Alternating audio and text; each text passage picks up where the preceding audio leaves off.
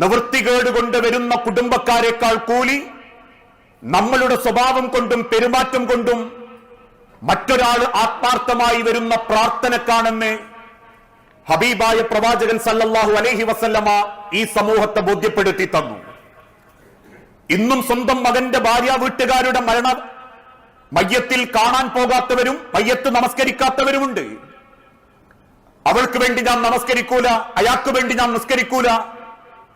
പിന്നെ നാട്ടുകാർ ചോദിക്കുന്നതുകൊണ്ടൊന്ന് രാവിലെ പോയി കണ്ടുപോന്നു എന്ന രീതിയിലാണ് എന്റെയും നിങ്ങളുടെയും സ്വഭാവം കൊണ്ട് നമുക്ക് മയ്യത്ത് നമസ്കരിക്കാൻ വരുന്നവരുടേതെങ്കിൽ ഒരു പ്രാർത്ഥന പോലും പടച്ച റബ്ബിന്റെ അടുത്തേക്ക് ഉയരുന്നില്ല. അതുകൊണ്ടാണ് നമ്മളെ മയ്യത്ത് നമസ്കാരത്തിന് ആളുണ്ടാവണം.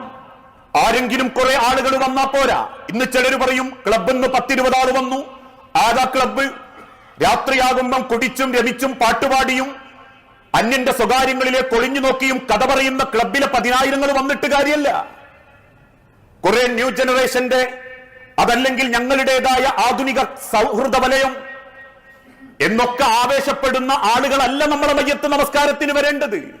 മറിച്ച് ആര് വരണം?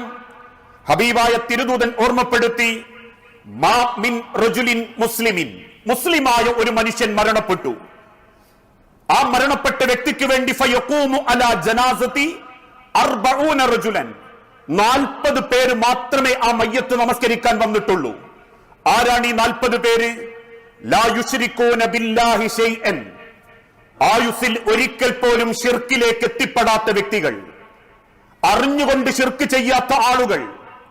ആ ശിർക്ക് ചെയ്യാത്ത 40 പേര് നിങ്ങൾക്ക് വേണ്ടി വന്നിട്ടുണ്ടെങ്കിൽ ഇല്ലാ ശഫഅഹുമുല്ലാഹു ഫീഹി, 40 പേരുടെയും പ്രാർത്ഥന അല്ലാഹു സ്വീകരിക്കും.